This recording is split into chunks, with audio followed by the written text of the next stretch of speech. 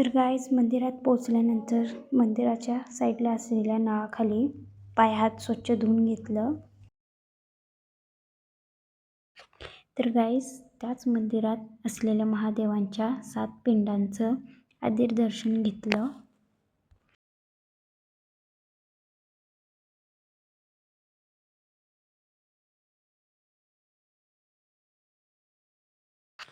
या मंदिराच्या मध्यभागी असलेल्या तलावात खूप सारे मासे आणि कासव आहेत.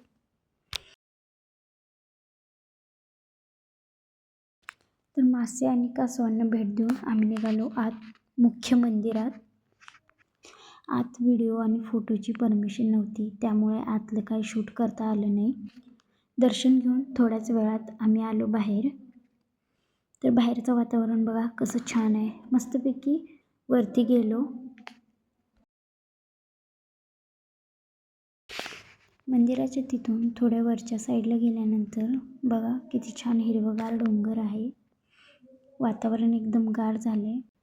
जाता जाता आम्हाला हे मंदिर दिसलं, तर इथं पण आम्ही दर्शन घेतलं. थोड्याच वेळात निघालो वरती.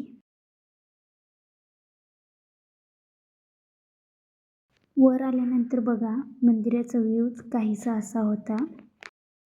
आता एवढं छान वातावरण आहे म्हटल्यानंतर थोडंसं फोटो काढलं आणि आम्ही निघालो पुढे.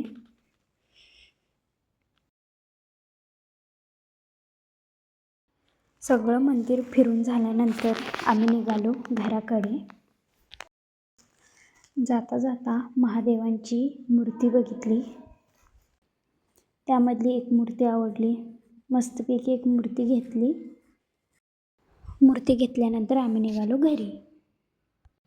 व्हिडिओ आवडला असेल तर लाईक, शेअर, कमेंट नक्की करा.